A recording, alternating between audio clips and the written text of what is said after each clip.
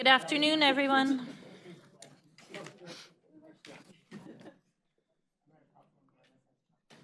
I am calling this meeting of the CPS Energy Board of Trustees to order at 1 p.m. Do we have a quorum?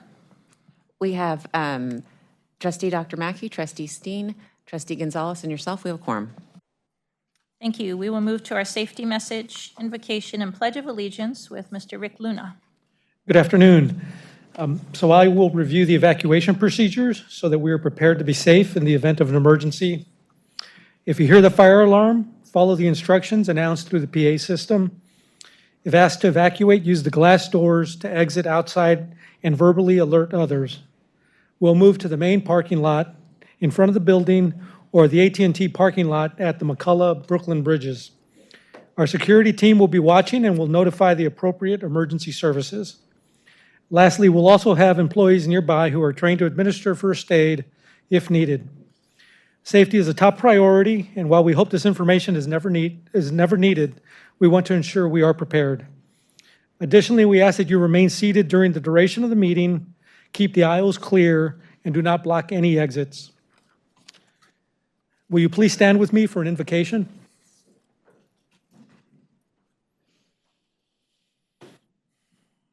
We are thankful for this day that you have given us, for its blessings, its opportunities, its challenges. Thank you for the ability to be involved in useful work and for the honor of bearing important responsibilities.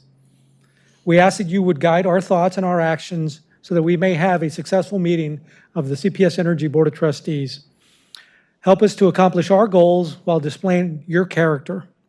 Help us to do good, to be honest, to serve others, and to fulfill our obligations to our community. We pray these things in your name. Amen. Now please join me in the Pledge of Allegiance. I pledge allegiance to the flag of the United States of America and to the republic for which it stands, one nation under God, indivisible, with liberty and justice for all.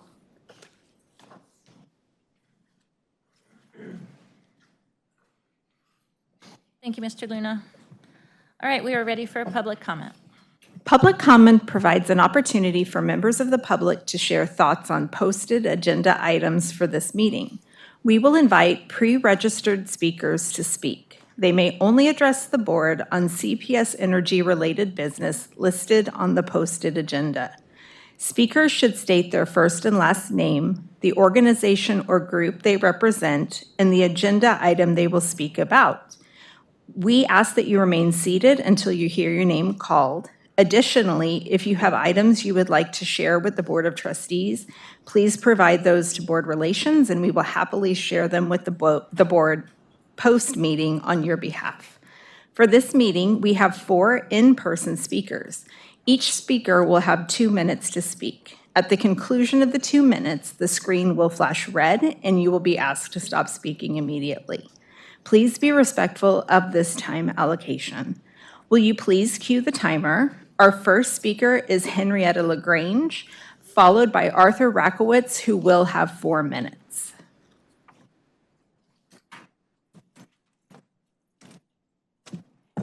Good afternoon. My name is Henrietta LaGrange, member of the Mulberry Street Girl Gang, LULAC, Raza Unida, Growing Up Brown, and I'm here as a frequent flyer.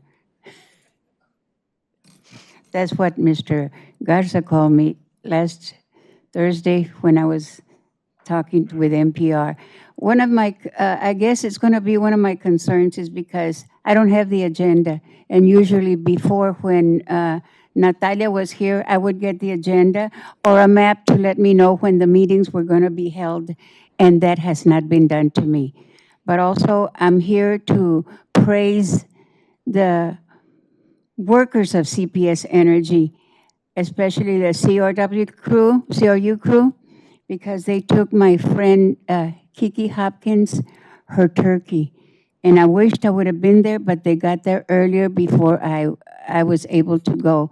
But she was elated because Kiki also is special needs, and she just couldn't, in her own way, could not stop telling me how happy she was. So, Rudy, Jamie, Francine, Mr. Mackey, John Steen, it's good to see you. I am so proud of you because CPS functions because you care. And Rudy, I knew you were the less piece of the puzzle, but the correct piece. And I'm proud of the way you handle every employee with respect, love, and dedicated attention, because that's how it should be. And I'm sorry that, but I would like to meet that crew that delivered the turkey to Miss Kiki.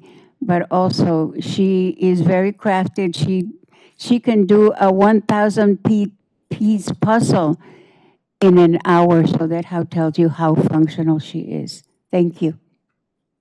Thank you, Ms. LaGrange. Thank you. We now have Mr. Rakowitz for 4 minutes, followed by Ed Banas.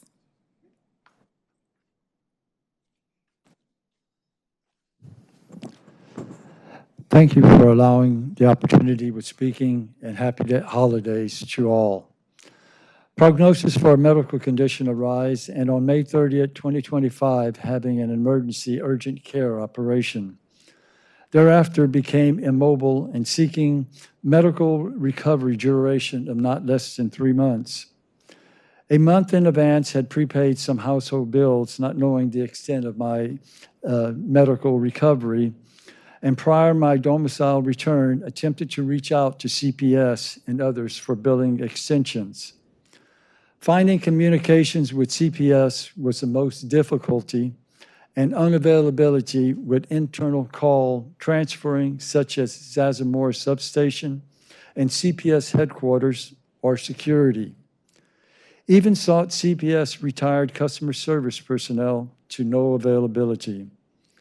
My CPS account number was unknown, and most important for requesting not to have my electricity shut off during my medical circumstances. A week prior of arriving home, taking a taxi to North Star CPS customer service and sought assistance through Zoom. The CPS representative demonstrated unprofessionalism and therefore reluctance providing my social security number because her backdrop displayed a bedroom rather than an office setting. And on my arrival, Tuesday, September 9th, 2025, finding my electricity was shut off due to the refrigerator had flies inside, and a 16-foot chest freezer had losses of $700 worth of freshly butchered beef. Although upon my arrival, my electricity was on and my air conditioning was running. The performed damages had occurred during my absence due to power loss as most probable cause. CPS knowingly is aware of me not having telecommunications since the year 2018 and reliance on snail mail or face-to-face communications. During prior CPS scheduling meet, communication had failed for today, and today's meet due to post office delivery failure. Recent findings due CPS shall never have buried fiber optics, meaning shall never have available telecommunications. CPS has multiple internal and external problems and too numerous for discussion at this limited citizens to be heard meeting. Although as a prior contractor with DataPoint, maintained CPS downtown call center for the InfoSwitch hardware and software accounting package for lost calls, call holds, call duration, line decorations, transferability, and etc. My recall memory of Mr. Pete Burnell was the $1 million spokesman voice for the CPS call center. In conclusion, first, I give this board a rise of problems and request restitution for board action with this massive loss during my absence. My personal belief, due to corporate cost initiatives, that CPS is negligent and has lost its customer service status and unconscionable unconscionable assistant of acts therefore performed to my detriment for this monetary loss. Also, the San Antonio Express and News, which I didn't bring, put out a one-page ad of the problems that CPS has arise. Thank you. Thank you, Mr. Rakowitz. And I know Ms. Hardwick and her team are here to speak to you if necessary. She indicated that Deanna Hardwick. Yes. Thank you. We now have Ed Banas, followed by Amanda Griffin.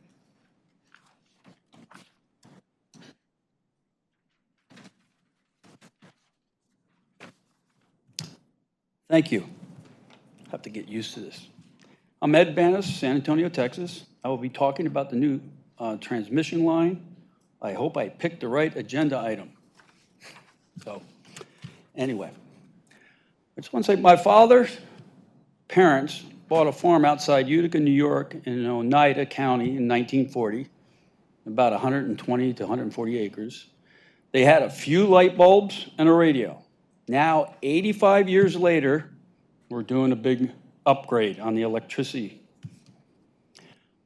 I just want to say for all, the next meeting I just found out that the next meeting is going to be the one they go over that, but I just want to say up front a few things. You cannot go through hill country. Use the I-10 corridors and the Highway 90 corridors. That is what they are there for. Eminent domain your way through that.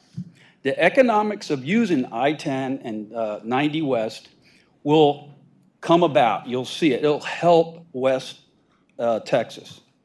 Wind, solar, battery storage are cheaper. And we will have to pay for gas and oil for nighttime and rainy days.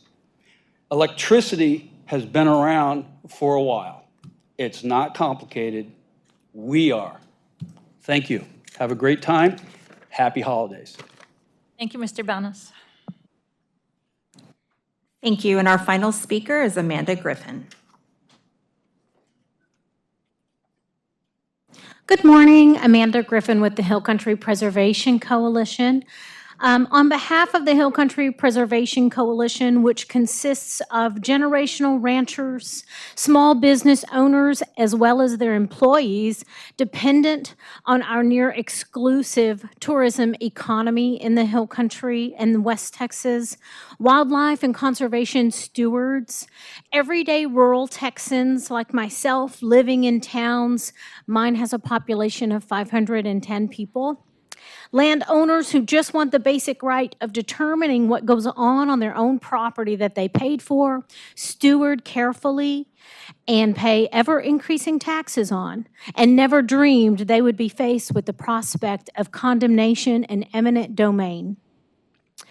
On behalf of county commissioners who've passed unanimous resolutions in favor of our coalition and opposing the fragmentation of the Texas Hill Country, including Real, Edwards, Uvalde, Bandera, Medina, and Valverde county commissioners, we want to wish everyone on the board a happy holidays and Merry Christmas, and remind you that we are counting on you to select an intentional route for the Howard Solstice 765 kilovolt path that avoids the globally recognized treasure and critical habitats of the Hill Country, pristine rivers, and West Texas rivers and watersheds of the Devils and the Pecos.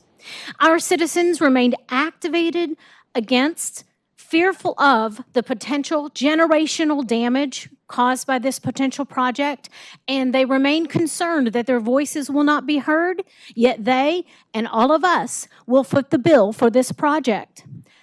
In spite of all that, we remain hopeful that we can preserve the contribution zone to the Edwards Aquifer by having this route avoid the river basins and watersheds that have nourished people in this area for thousands of years.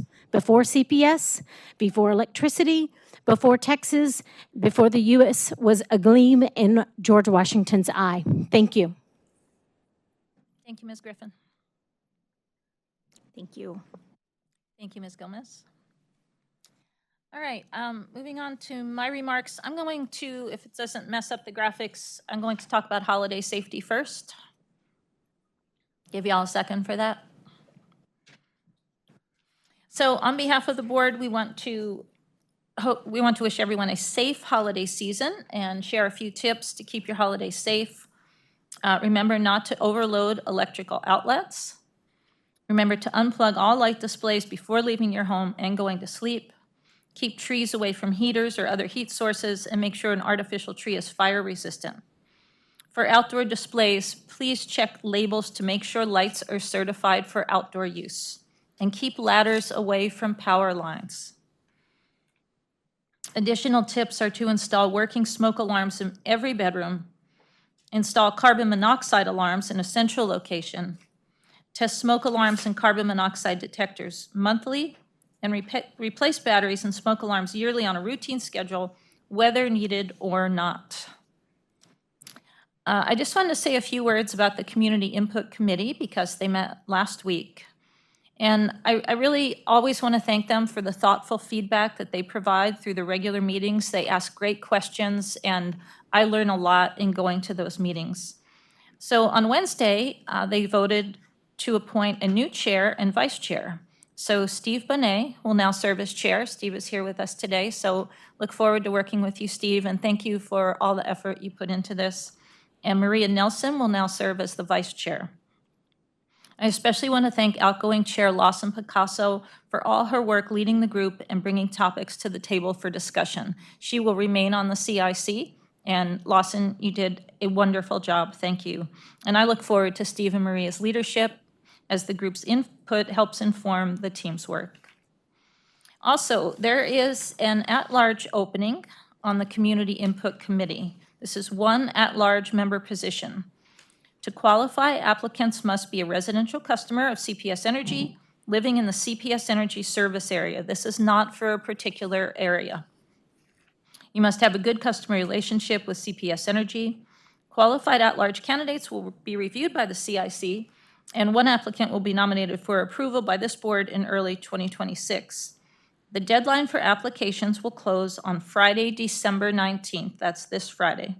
Applications must be received or postmarked by this time. You can find the applications on our webpage. And we will move on to the CEO recognition and remarks. I'm sorry. Madam Trustee Chair. Gonzalez? Yes. First of all, again, I echo what the chairwoman said, but I do want to know if I can receive the committee reports, and also it would be helpful to understand, since you've participated, whether any of the themes or risks raised in the committee discussions were in deeper board level discussion in the coming months. We don't have minutes from the CIC for this board meeting. Video? Because I know that's been a big issue of transparency. Do we have video?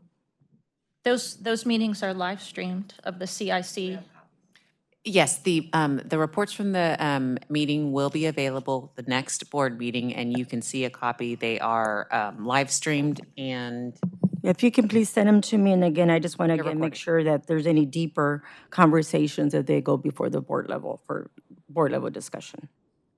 Yes, they always do. This meeting was just on Wednesday of last week. I just want to make sure. Thank you. They definitely do. Thank you. All right, on to CEO Rudy Garza for his comments. All right. Well, if our guests will come in today, last Tuesday, I believe the days run together, we recognized our third quarter Core Value Award honorees, probably the biggest group we've ever recognized last week. I want to emphasize, as always, our core values are guiding principles on how we go about doing the great work that our people do every day for our community. They define who we are as an organization, and they're the heart of everything that we do. We created this recognition program so that employees and peers can highlight individuals or groups who are outstanding examples of our core values in action, and they align with our Vision 2027 strategy. We want to celebrate their accomplishments and share those stories with our organization and with you. Third quarter honorees included a nomination from a summer intern for the gas meter shop. The team was nominated for the willingness to share knowledge, experience, and understanding so clearly and eagerly with the interns, making their program and experience special. And I am a big supporter of the work that we do for our intern and our mentoring programs. Another example included David Sines. I'm sure David is here somewhere, maybe back here, who was recognized for safety and well-being after receiving a phone call on his personal phone from a scammer purported to be CPS Energy and offering to help with a supposed refund. David could have just hung up and went on with his day, but instead he demonstrated our core value by reaching out to security operations to provide value information that assists in investigating and putting out awareness to others to better detect and avoid these types of scams in the future. And that is a perfect opportunity to remind our customers who are watching that anytime you are suspect of a call you get claiming to be CPS Energy, I would encourage you, the best thing to do is to hang up if you're unsure and to pick up the phone and call 210-353-2222 and verify whatever the issue is that you're hearing. So David, great job in being a good example there. The individuals we're honoring today consistently model our core values, earning the trust and respect of those around them, which is why their peers, colleagues, and our customers nominated them. They consistently go above and beyond expectations, delivering outstanding results. And I'll tell you, there's a lot of folks in this group. We're also part of our Houston power plant acquisition team, and that will be an acquisition, I think, that serves this community over the long term for the next 30 years. So congratulations for whatever the story was on why you were nominated. Certainly I and the Board of Trustees are proud of you for the work that you do here every day. So how about a round of applause, and we're going to take a picture real quick.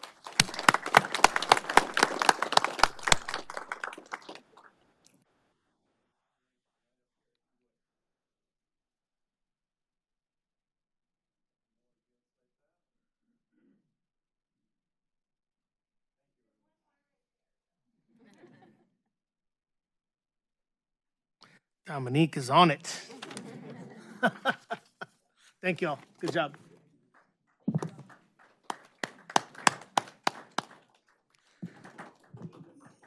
So as we transition, I'll move on. We have given you a break from procurement items today, so we will come back to that in January. And there are two presentations on the agenda today. One is to talk about all the work that the entire team really does each and every day to be good financial stewards of the resources that we have available to us. So you'll get a presentation from Corey and team about all the ways that we go about trying to be as efficient and financially conscious-minded as we can possibly be.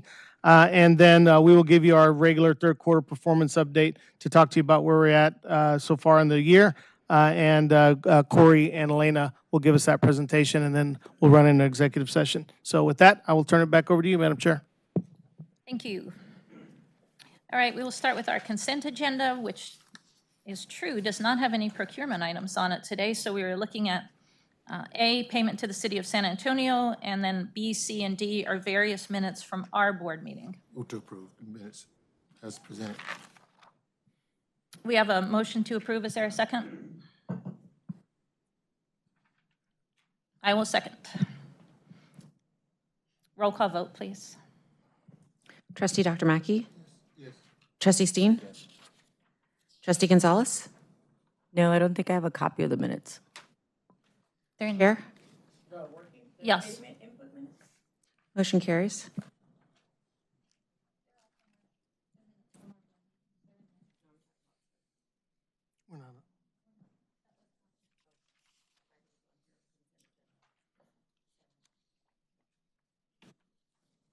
Okay, we are now on item 7, which is an item for discussion, which is board committee reports for 2 personnel committee meetings, and then reports from community input committee working groups, 3 working groups: customer relations and communications, power and technology, finance and business, and these are all included in our packet.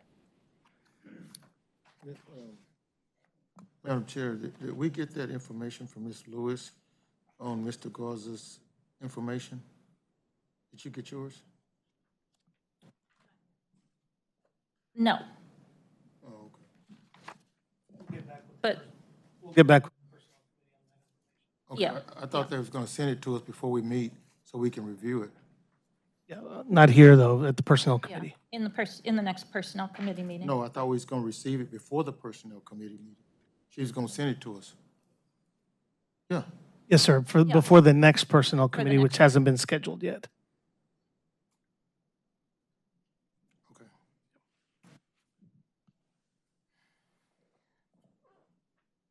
Okay, on item 7, is there any discussion on these reports? I don't think there's a major discussion. It'll just be the same statement, which was, hold on. I do have a question, Madam Chair, while she's looking. That information, is that sent to the entire board or the Personnel Board? That was going to the Personnel Committee. Personnel Committee? Yeah. Individuals? Can Ms. Lewis, can you tell me when we're gonna receive that information?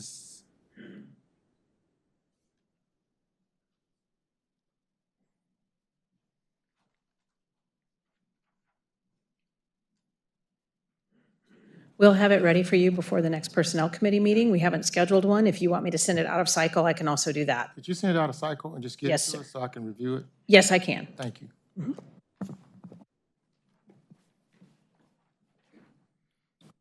Trustee Gonzalez, did you have a discussion item on the committee reports?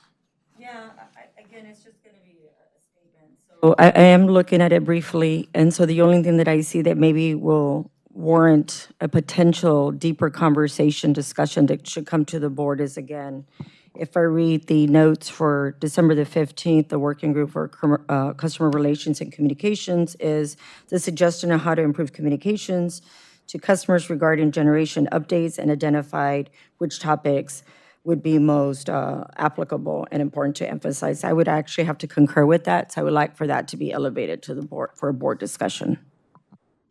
It's on a future board meeting agenda.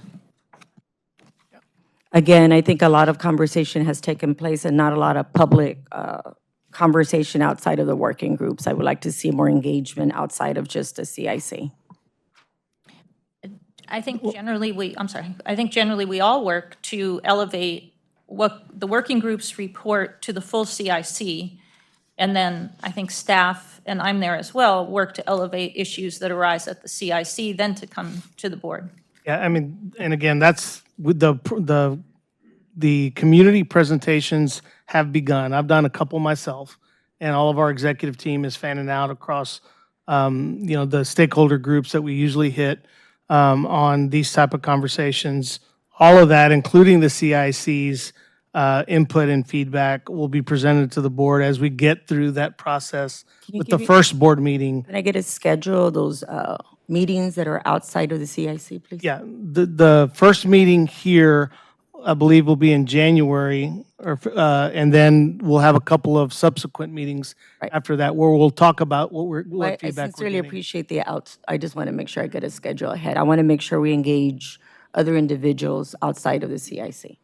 Yeah, we've got a whole stakeholder engagement plan that we'll be glad to show you.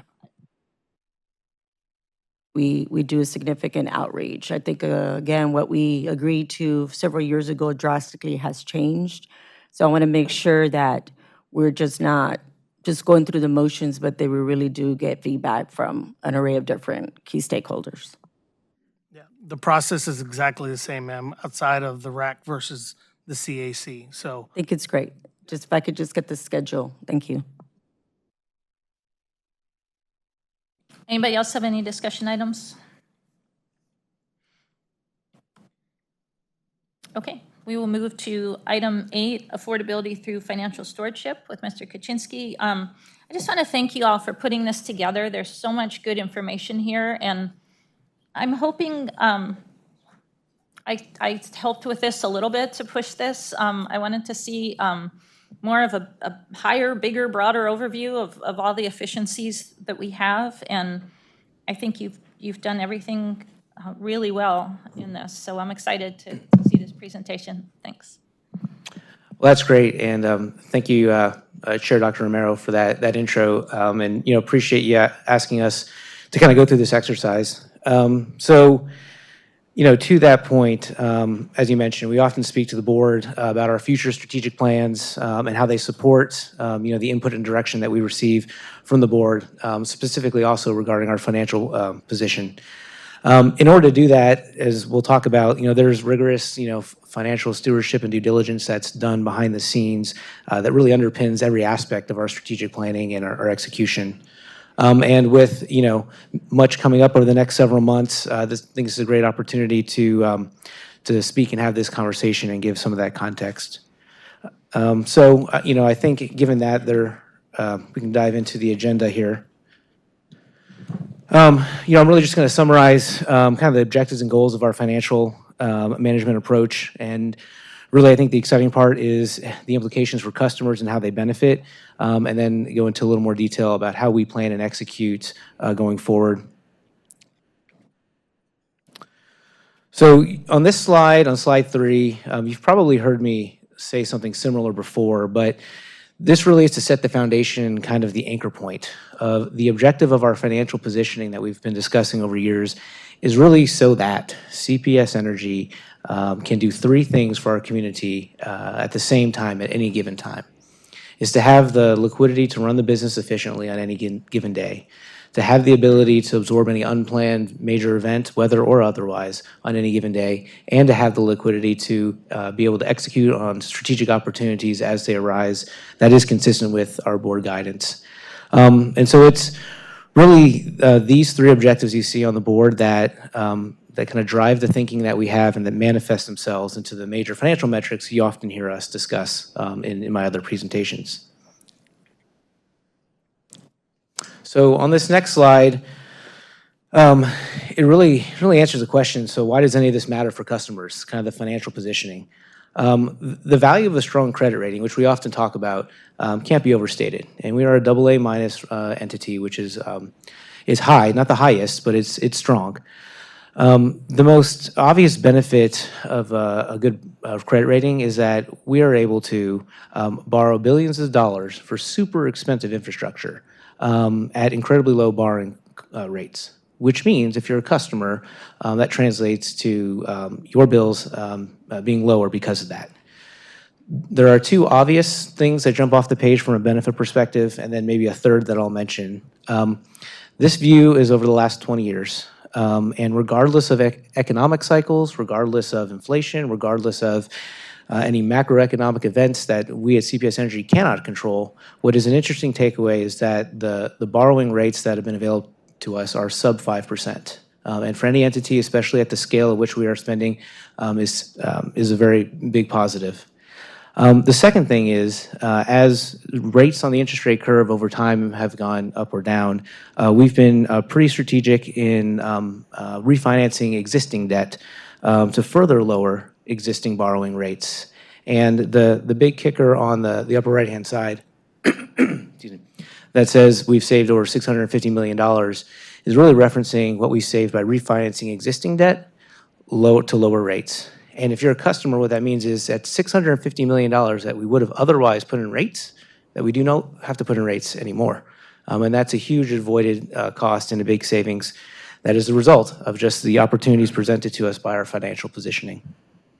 And the third benefit that doesn't jump off the page, but it's definitely a significant one relative to having a strong rating, is that the stronger rating that we have gives us better access to just having liquidity tools, just at all. And this really is kind of the key objective I was mentioning on the previous slide about having liquidity to handle those 3 big objectives. And so access to liquidity tools is basically where we go to banks and say, hey, I don't need to borrow money now, but if I need you in the future, will you be there for me? And we have $2 billion of those liquidity tools, and we get that trust from the banks because of our access to liquidity, because of our strong credit rating. Okay, we'll go to the next slide here. This is another one that we haven't showed too often, but it is one way that we can monitor the affordability of our bills, and if you're a customer, I think it's pretty interesting. On this chart here, it looks back over time, over 40 years, goes back to the early 80s. And what it does is looks at the average annual inflation over that time, including the recent times that we've gone through, which is just under 3% over that duration of time. And during that same time, if you look at our rates back then, our customer bills have increased on average about 1.7%, which is the blue line underneath inflation. So in other words, what that means is the totality of our rate increases over the 40 years and our cost to run the business has gone up slower than just inflation generally across the United States economy. And as a result, in real terms, adjusted for inflation, our bills would be about $100 higher than they actually are today. So a benefit of really, I think, the governance model that we have, and how we're a non-for-profit entity and focused on just cost recovery, you see it manifested here. The other way that we often view affordability is through the slide that we've seen time and time again, and this really just shows the comparison of our bills to others. I'll mention this. While our bill is the lowest it's been, or lowest out of in the state of Texas at this point from a combined perspective, we haven't always been the lowest, which is why I want to focus on the point is really to be competitive. Over my 19 years here, we've been, second or third lowest, but we're always in like that, the top three of lower bills, and that really is the objective, not just to be the lowest. But it's another great way to recognize the fact that, it's no cheaper to buy a transformer in San Antonio than it is in any other city, as an example, poles, wires, et cetera. Okay. So when you talk about the customer benefits, this really gets into the process, the why, and we've talked about this, Chair Dr. Romero as well. It's kind of peeling back the curtain a little bit. The process by which we execute on behalf of the board's guidance for the benefit of our customers is really through a detailed integrated planning effort. And over the last couple of years, you've heard Elena Ball, our Chief Strategy Officer, talk at that high level as she talks about Horizon 2050 and how we are thinking about the future, aligning it with the Board of Trustees' input and guidance. And ultimately, it is a rigorous cross-functional process that really aligns strategy with the multi-year time horizon that we're really trying to plan for. And that's really our takeaway here is we're looking across the spectrum, we're looking across years, and we're looking across our business units to ensure that we're meeting the operational needs of the company and that we're hitting our customers' needs from us. And this next slide kind of peels back the curtain even further. There's a lot going on this slide, but underpinning the broader integrated planning efforts, you find the detailed financial planning process that enables the execution. So when you typically see me, I'm talking macro picture or macro numbers and whatnot. This is going on behind the scenes for several months. Every single year, we spend time accounting for real-time moving forces that you see on the slide. We're looking at assumptions and challenging the ones you'd expect us to challenge. Customer growth, regulatory cost, fuel cost forecasts, what's the market power prices doing? All of those assumptions are challenged all the time throughout the course of a year, and we're constantly reiterating what those look like. And they do change, which is why over time, what is necessary for CPS may change. The other thing to stress too is the timeline upon which we look and do financial analysis. Typically, we often see here at the Board of Trustees just a one-year view because that's what's required by governance for board approval. But in all reality, we are looking out 25 years. And there is a range of certainty associated with those various buckets of time. And delineated on this slide really is to show the three kind of areas of certainty. The one-year view through the 5-year view has an element of detailed understanding. It's a tighter time, our assumptions are better known, but we're still looking out through that 25-year window. And every year as part of that process, there continues to be that due diligence, that rigor by all of our team members to challenge that. We don't often talk about that, but this is really the point of the slide is to demonstrate the thoroughness that is done before any of us show up at the Board of Trustees for discussion, before we show up to City Council. A lot of this due diligence and work and detailed forecasting has been done.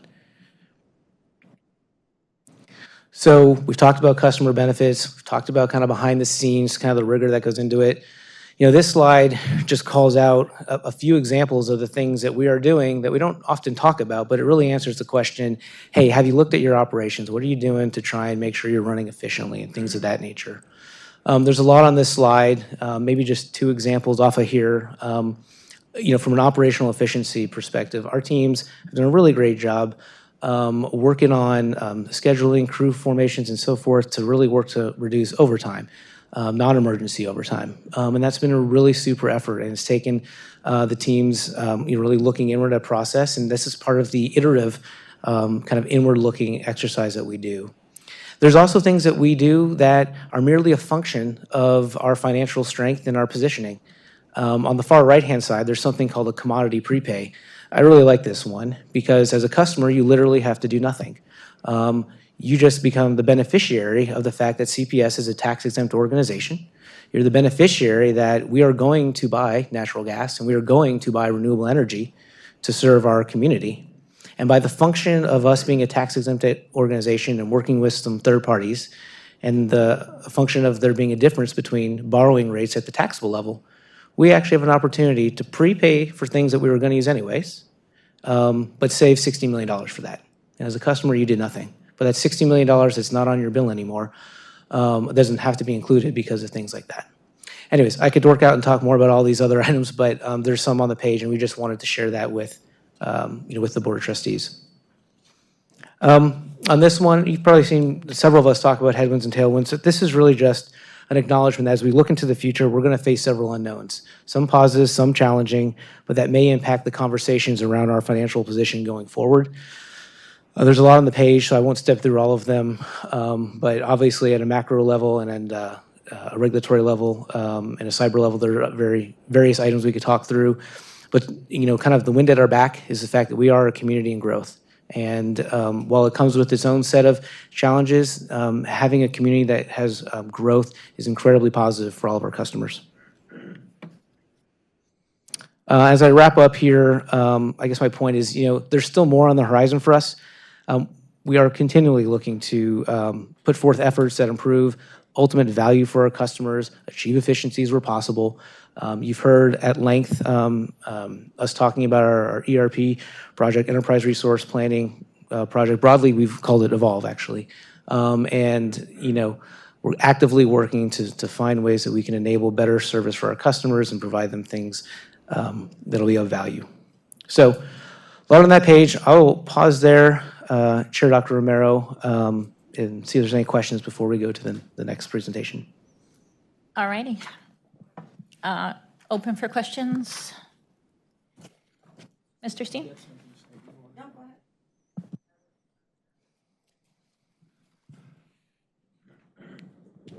Mr. Kaczynski, thanks for this presentation, and thank you for all the outstanding work you do for CPS Energy.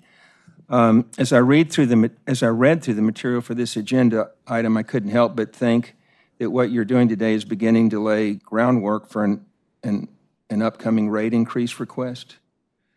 I think we're just being responsive to the chair's request. All right. Well, after all, rate hikes are planned for every 2 years, and CPS Energy is approaching the 2-year anniversary of the last one.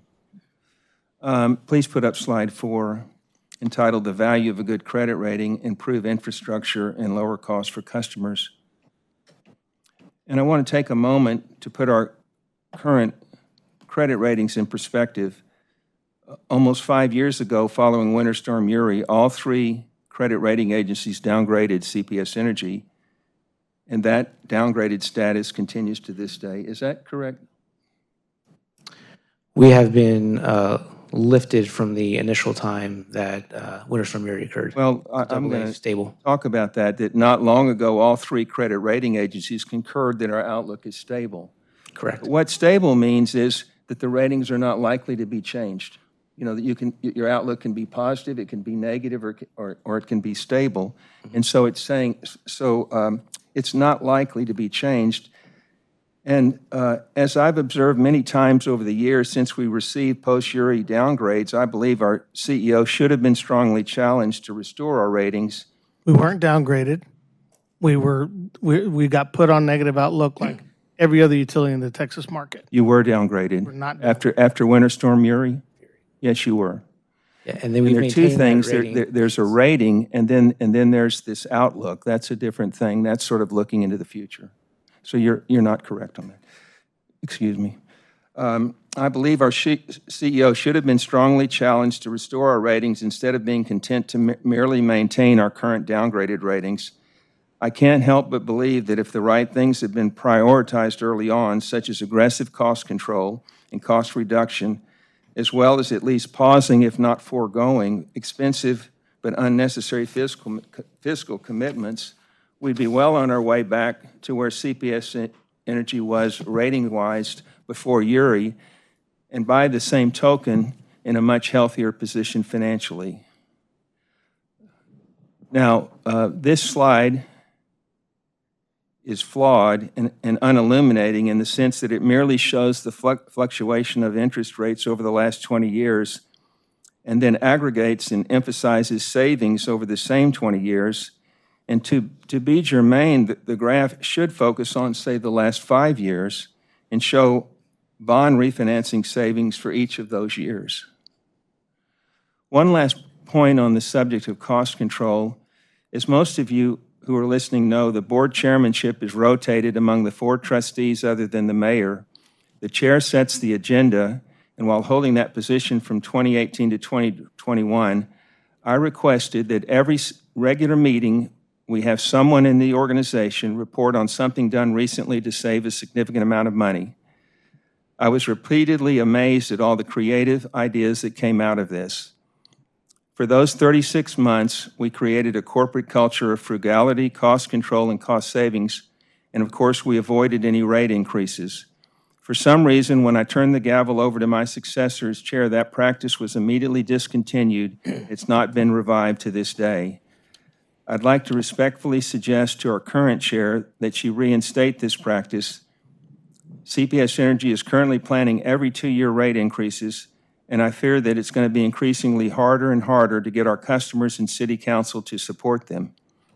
It's a strong part of the argument to them to be able to say and demonstrate that CPS Energy is doing everything, and I mean everything in its power, to control costs and reduce expenses. So please put up slide 6, entitled Bills Remain the Lowest in Texas, Combined Residential Bill Comparison. Can we just comment for a second before I leave this slide? $650 million is over that time span, but there are savings within the last 5 years as well.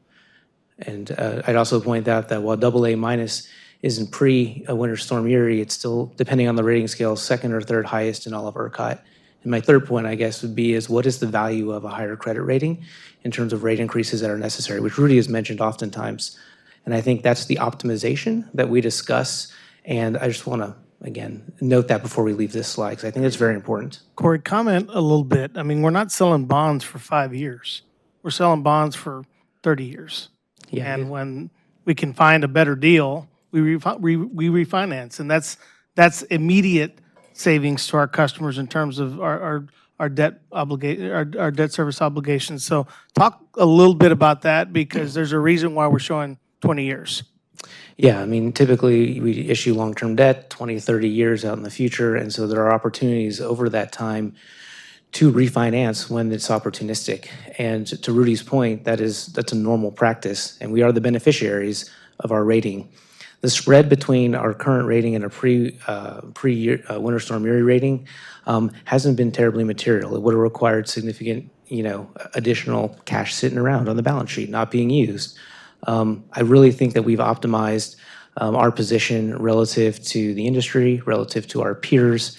And I think when we're trying to balance rate increases versus issuing debt and raising rates, we're kind of in the sweet spot. So hopefully that helps kind of address your point, Rudy. And over the last 5 years, we've saved about $200 million in refinancings. So in the last 5 years, you've saved $200 million of that 649 that's up there? Yeah, a little bit less, but just about. All right, thank you. Yes, sir. Yes, 200. Yeah, just under 200 million.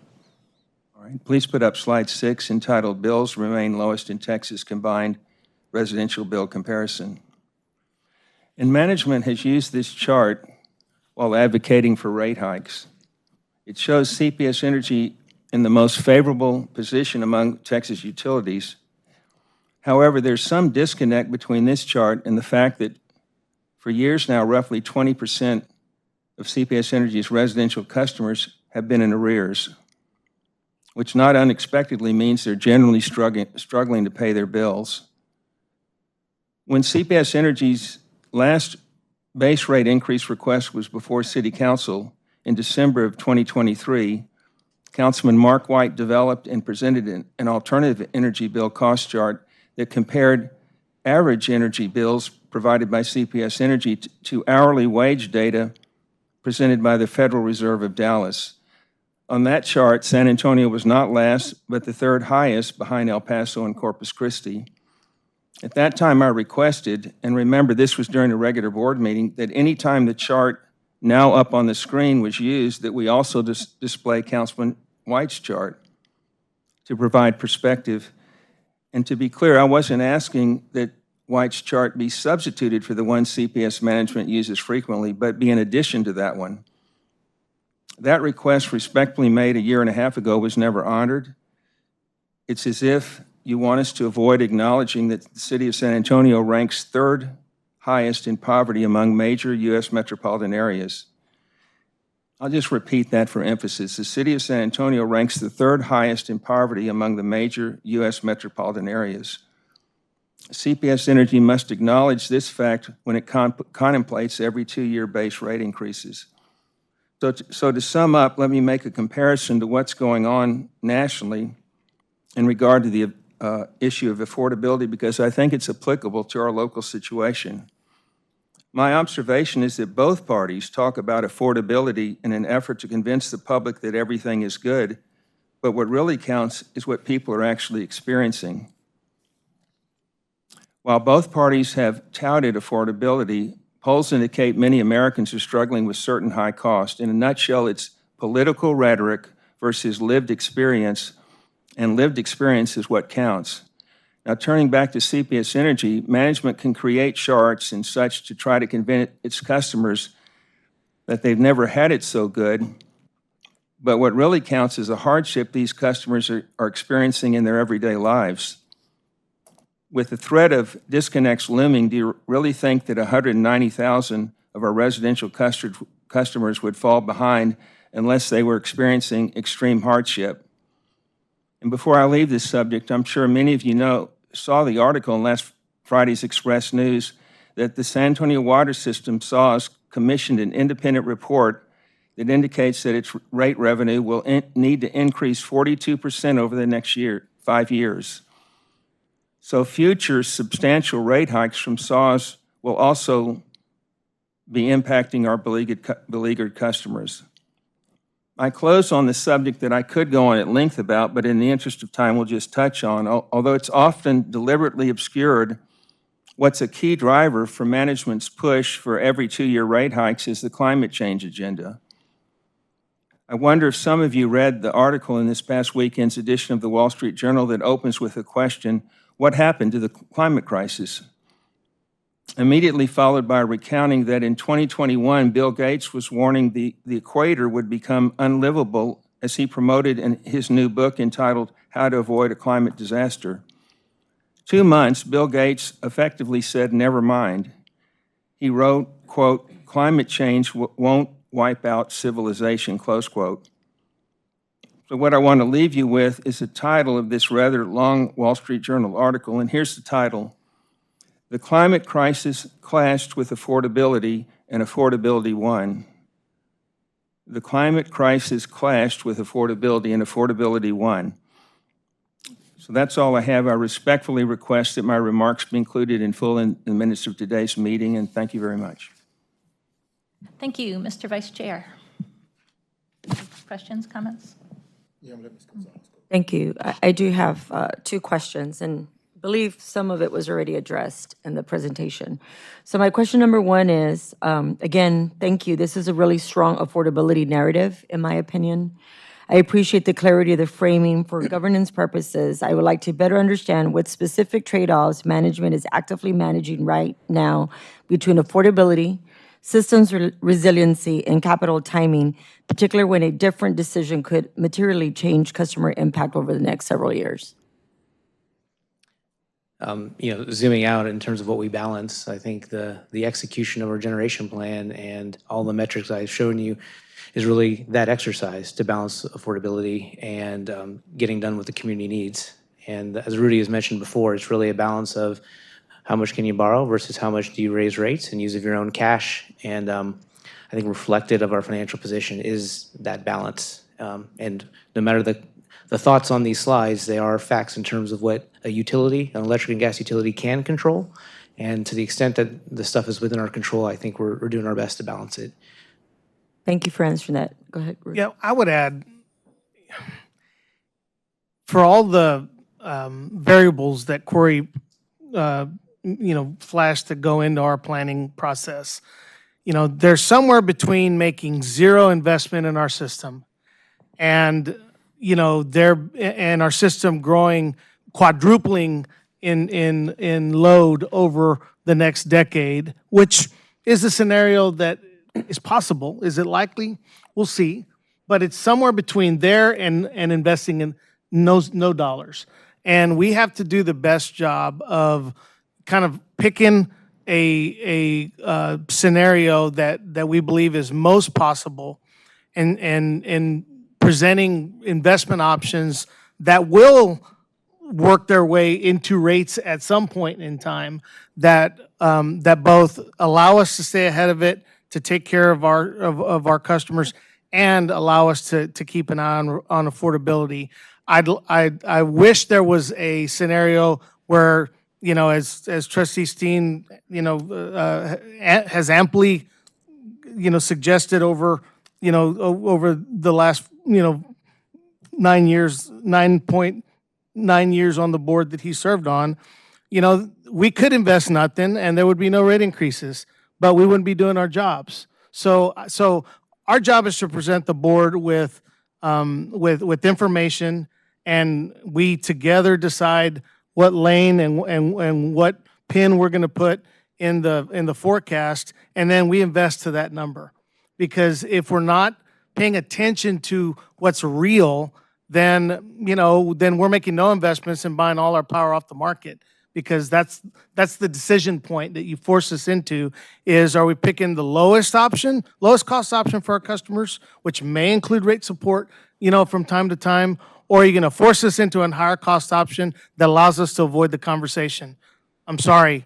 We are too strong of a leadership team. This is too good of a board for us to not take on the hard conversations when they're necessary, and within reason. We know that there's no unlimited bank account that suggests we can invest all the dollars we could, but we have to invest something. Brady, and this is my last question. So across today's updates, and again, these were great updates, what is the one or two issues management believes will most test our assumptions over the next 12 months, and how should we as the board be thinking about its role as those unfold? Well, I think looking at the headwinds, tailwinds is kind of a summary, and I'll speak for myself. But I think, at a macro level, there's a lot of, economic news out there, and there's a lot of regulatory uncertainty, and I think those are things that we got to keep our eye on. And, and I think growth in our community also has served as a major talking point and is a real benefit and lift towards us. So I think, all those things on this particular slide are things we're going to look for. I think those few is what I may call out from this slide. But all this will be incorporated as we kind of go into next year and do our analysis. Thank you. Mm-hmm. Mr. Kaczynski, how long have you been a CEO? I've been CFO for about 4.5 years, and I've been at CPS for a little over 19. CPS over 19, CFO, you say 4? About 4.5 years, yes. 4.5 years.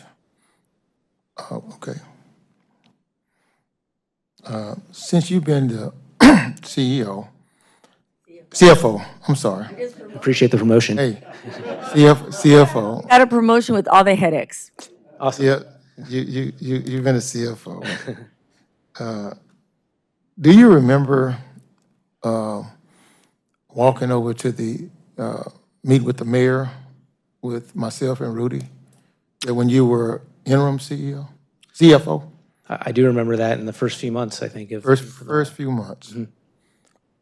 Mm-hmm. You've come a long ways. Thank you. On this. I have yet to look at the information that you present to us as being misleading or false. Even though we have members on this board that challenge you, and they well deserve to challenge you. That's our job, is to challenge you. Yeah. To the fullest. Challenge all management.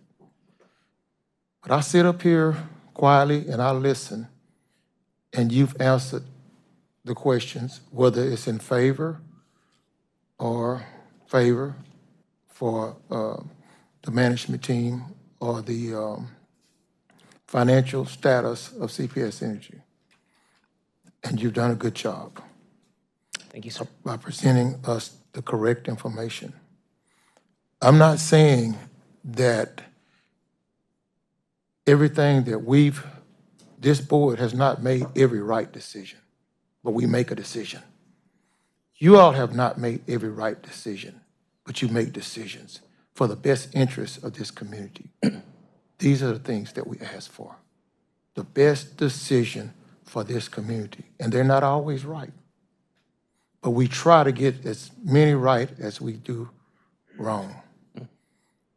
And you've done a good job. Thank you, sir. I listen to the number of bonds that we refinance.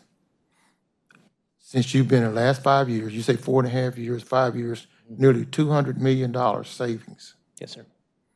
That's quite an accomplishment, that you know the benefit of helping our citizens in this area is to refinance bonds.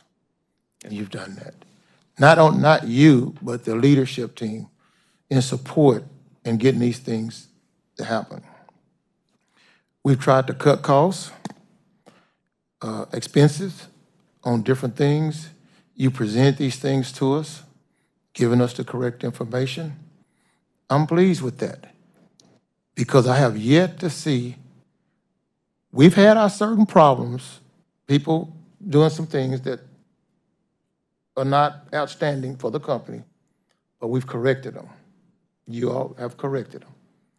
But I have yet to see this board identify that we're doing something unethical financially or illegal financially. And I support it. If I find out that a board member sees some things, I support it to follow through with these things. And I've said it over the last few years. When board members complain, if it's true, let's follow through with it. I haven't seen that happen. Because you're not going to always be right, but you're doing the right things financially as a CFO for CPS Energy. And we appreciate that under Mr. Garza's leadership. Mr. Garza has come a long ways. How long have you been a CEO? I came in right after Corey, sir. Right after Corey, about 4 years. But you were interim how long? I was interim for 10 months. Yeah. 10 months. Do you recall our conversation as you and I visited Georgia Southern? We visited Energy over there in New Orleans. Yes, sir. What was our conversation? What was the one thing I asked I want to see you do? Even though you were a beginner and you were learning, you were doing some things, what is the one thing, what I asked you to do? Make decisions and move the organization forward, sir. That's right. That's all I asked. What perfect person can do that? There's no such thing as perfect in this organization. But you're doing the best you can. With Corey doing the best he can. Until someone find difference that I can hang on to, then I support you for doing what's right for this company. And I look forward to continue to doing that. Because refinancing bonds, cutting costs, taking care of the employees of CPS Energy, what else do you want us to do? What else? If somebody knows, then they need to share it with me. Thank you. Thank you. I want to answer a few questions. Did I ask for this as a softening up presentation because we're going to ask for a rate increase? No, we don't have that in front of us. And everybody on the board knows we don't have that in front of us. And still, I guess the answer is sort of, because I think people know it's potentially in the future. And what really triggered this was a B session where several council people posed the question, and it makes sense for them to do this, to say, if you're going to ever ask for a rate increase, we want to know what efficiencies are you engaging in your own organization. And I thought that was a good question, and I feel like I know a lot of them, but I think it was something to present to our customers, to think about all the things that we do to keep bills down and to keep reliability up. And so that's why I asked to have this presented today. I think for most people, and it's completely understandable, they don't understand that we operate as a business, even though we are not a for-profit business. And I know that people have that same reaction to say, oh, you're going to raise our bills? Why? You need more money for something you want to do? And it's just, this is just, I thought, extremely helpful to explain all the things that you do. What happened to the climate crisis? Well, I think it's been in Washington State for the last several days. You might ask those people what happened to the climate crisis. I think another thing that happened to the climate crisis is that R and other utilities in batteries, battery storage in particular, has been helping a great deal. It helped a lot during the summer. Batteries working with renewables to get us through those really the hard times in the summer around 7 o'clock at night, and hopefully the hard times in the winter as well. So I think that's still going on. You know, and this thing about, okay, so we have the lowest bills in Texas, and yet somehow that doesn't matter because we have the highest poverty in Texas. I don't understand that. I mean, if people want to put it on a different chart, then fine. But if we do have the highest poverty in Texas, then what else could we be asked to do except to have the lowest bills in Texas?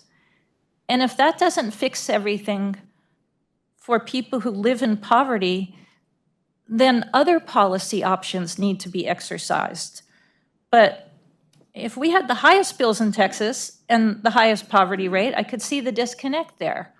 But I think, again, I literally do not see what a city could aspire to when they have the highest poverty beyond having the lowest bills. And then finally, Mr. Kaczynski, could you, I wanted to point out, if people didn't get to see in the appendices some of the average bills for other cities. I know in California there's lots of other things going on, but cities that have bills over $600 a month. But I wanted to ask you to comment on slide number 14, because this is really, really important to me, that I know that we need to make these investments. And like the CEO just said, we could not make investments and we could not raise our rates. That doesn't mean our bills would stay low, because it means we would have to be buying power on the open market. And I feel like nobody ever talks about that, and it's huge. But it's also that our rating agencies also appreciate the investments. So could you just explain this slide a little bit, please? Absolutely. And thank you for the question. This slide is in the appendix, as you mentioned, and it's a commentary from both S&P and Fitch, which are two of the three credit rating agencies that have assigned our rating. And to your exact point about making investment, both of them have noted how we need to keep up with the community, and the manner in which we're doing it is a positive in their viewpoint. And you said it right there. If not for using our balance sheet and our credit rating and the rates that we can borrow at, we would be buying it off the market. And so if you connect the dots from the earlier slide, when I say our average borrowing rate is sub 5%, that means if we're going to build a power plant, we get to build it at 5-ish or a little bit less than 5%. But if you decide not to build it and don't have rate support for that, the alternative is, because you have to serve your customers, we go onto the market and buy it from ERCOT.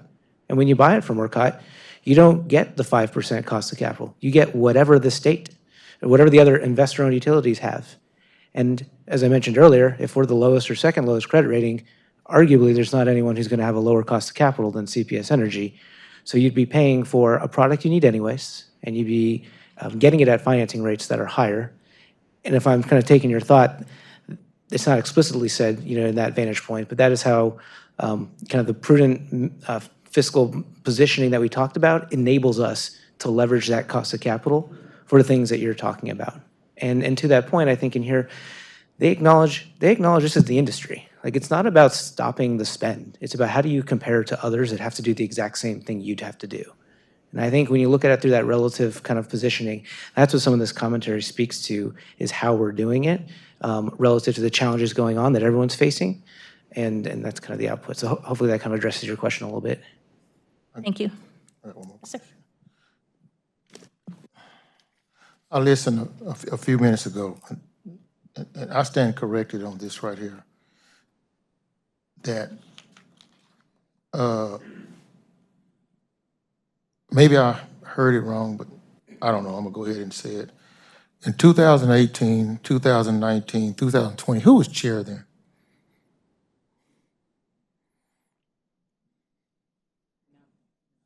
Wasn't me. I was on the board.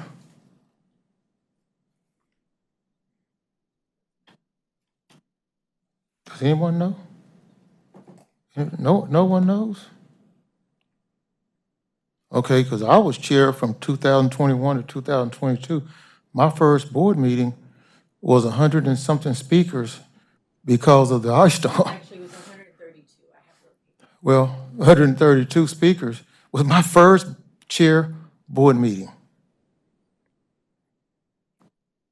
All of that happened, and then Ms. Gonzalez was chair in 23 and 24, and then Dr. Romero 25. But Mr. Kaczynski, I'm looking at 21 and 22 after all these things happen. What does that mean, 3.82%? That was the rate On increase page, percentage. on 4. On 4, oh. Are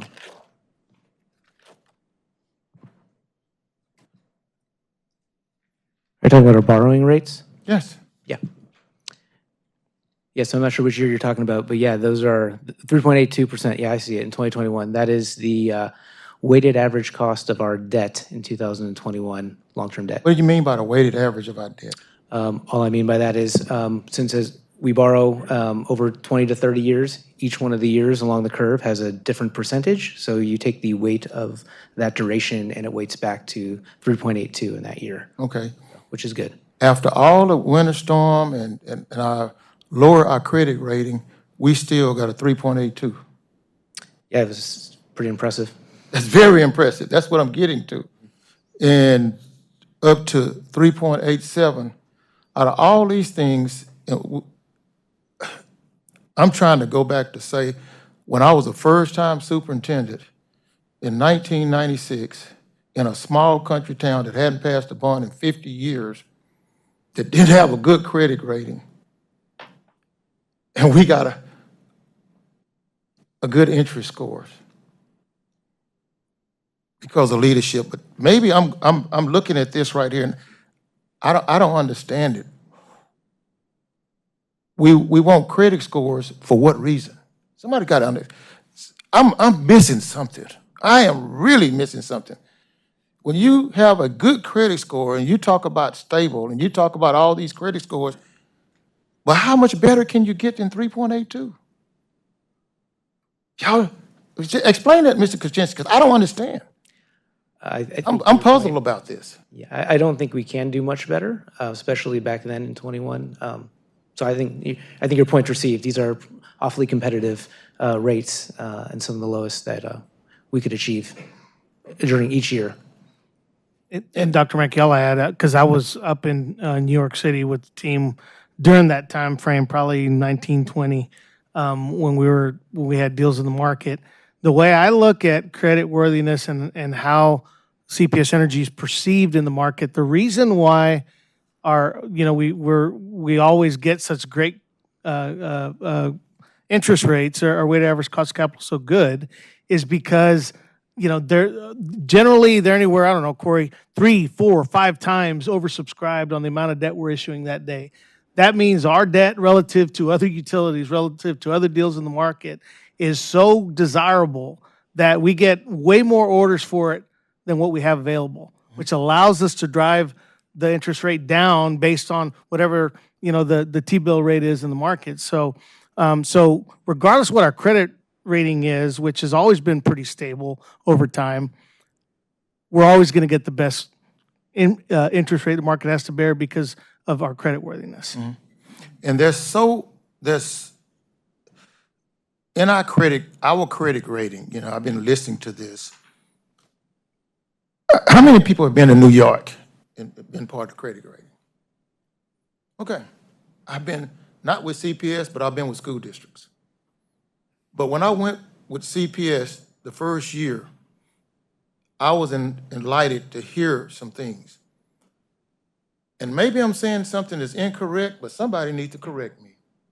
Because of our generation plant, it's only so we can only get so high in our credit rating because we generate because of coal and gas plants and generation.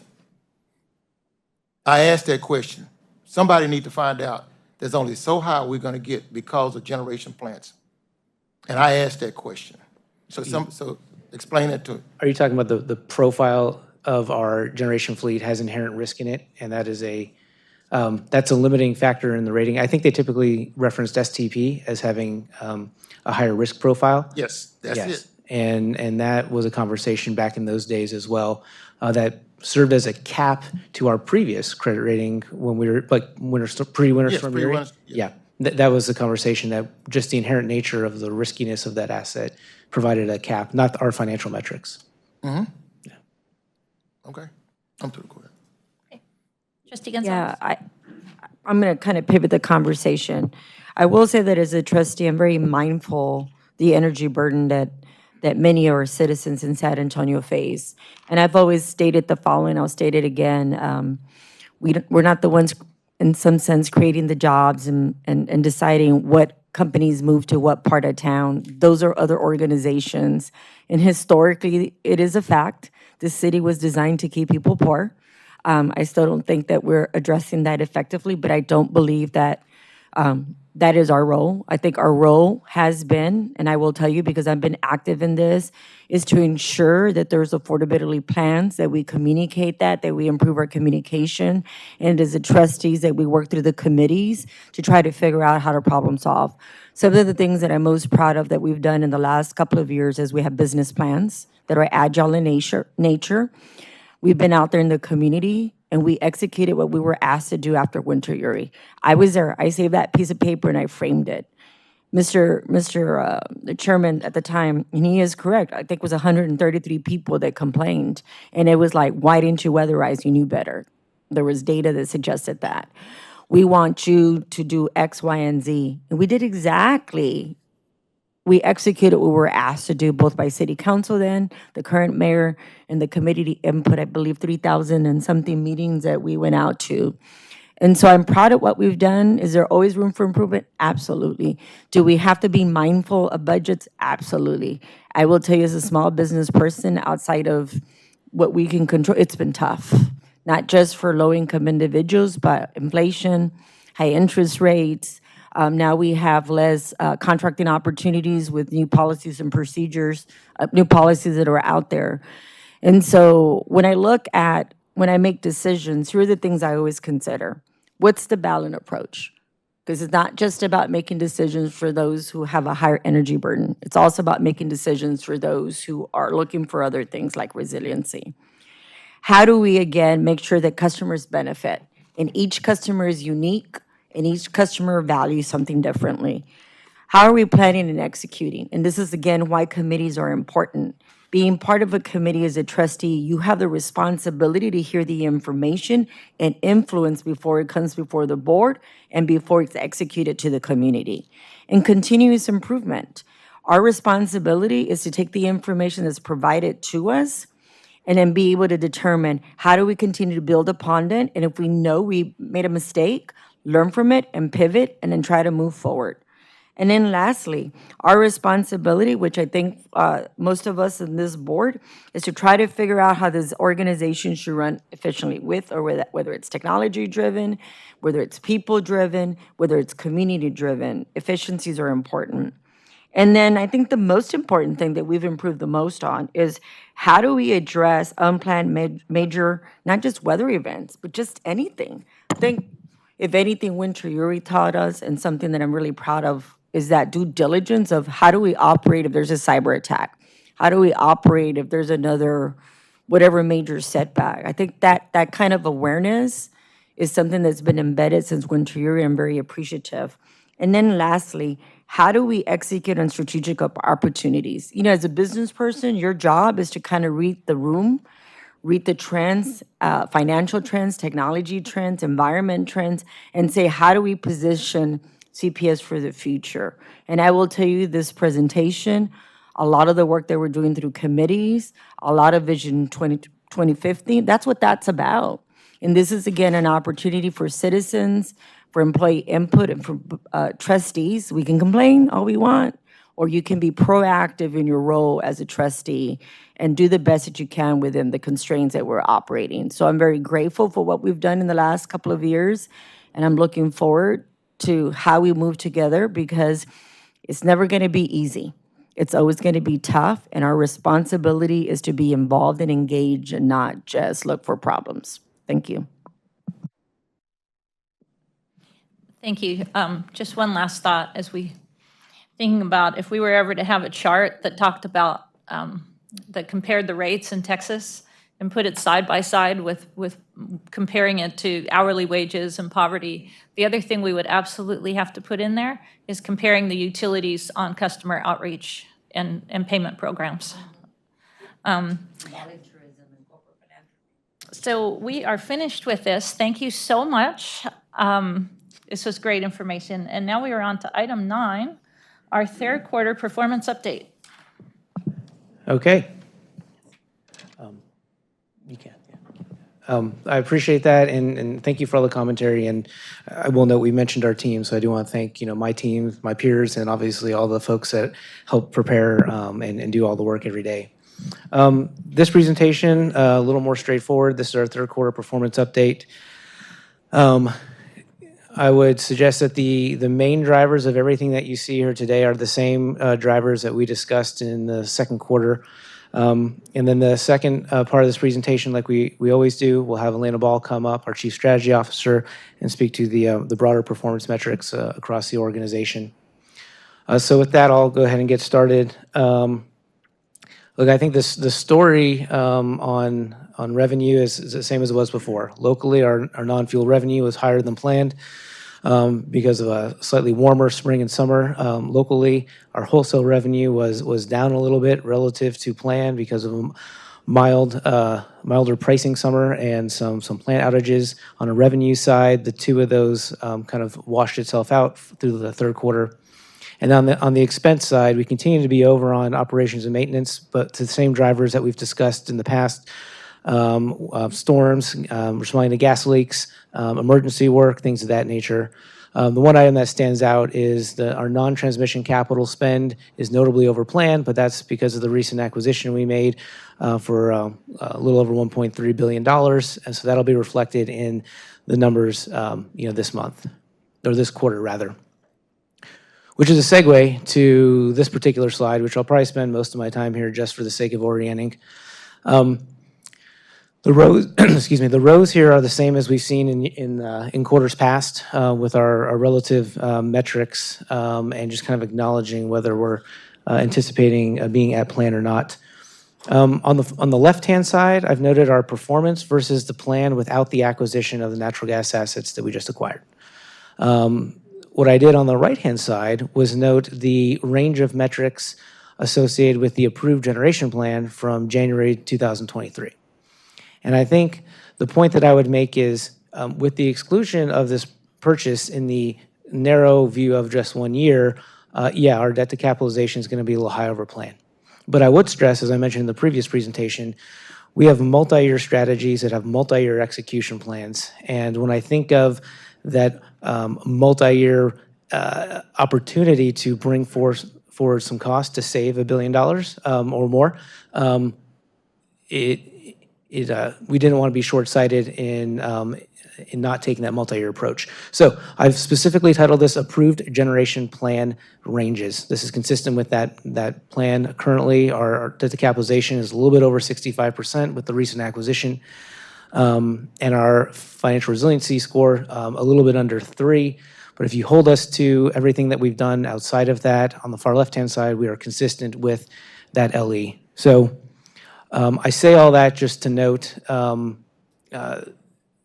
The multi-year view, I think, will be important as we go into next year and we think about our future forecasts. And I think this is actually a better way to kind of view the parameters and sandbox which we operate in, which is how the rating agencies look at us. Yeah, and that's the point I wanted you to punctuate, Corey. These are the conversations we have when we talk to the rating agencies on an annual basis. It's within the context of what our board is giving us direction on. Correct. Yeah, absolutely. They are more interested in the strategies that our boards approves rather than kind of the one-year individual budgets year over year. So given that, we'll head to the next slide here. We're showing the past due balances in a manner we have in the past. You'll note that for this quarter, past due balances have gone up, and the primary driver of that, as noted on the slide, is really the impact from the government shutdown and impacting some of our customers, and us limiting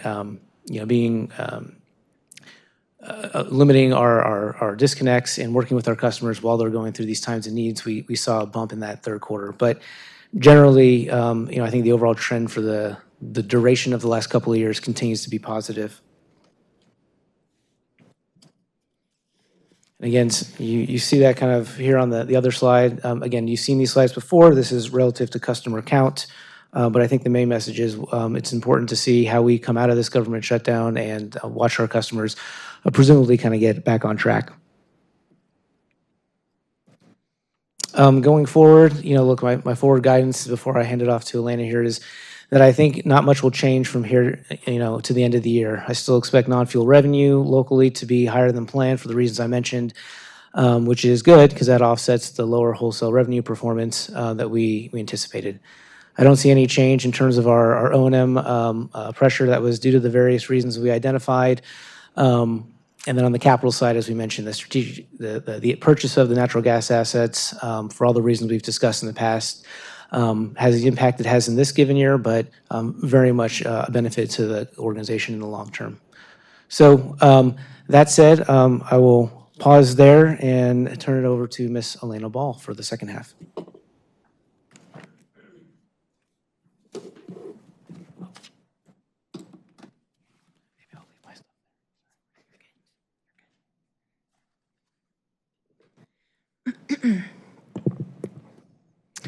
So I have two slides to share with the board today. The first is an update on our enterprise scorecard. Just as a reminder, this enterprise scorecard is really a report of what are the key strategic activities that the organization is undertaking and how are we performing relative to our plans. And as you'll see from this slide, overall, we're either complete or on track with the majority of our initiatives that we have in play.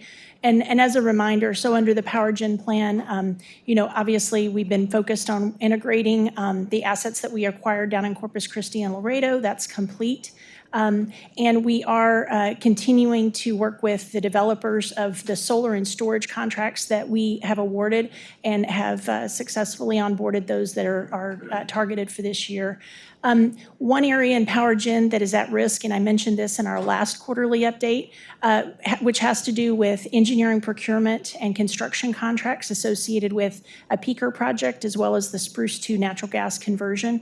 As a result of the strategic acquisitions that we've acquired, both Corpus Christi, Laredo, and the recent Houston acquisitions, we are not issuing EPC contract documents for the peaker project, but are in contract evaluation for the Spruce 2 natural gas conversion.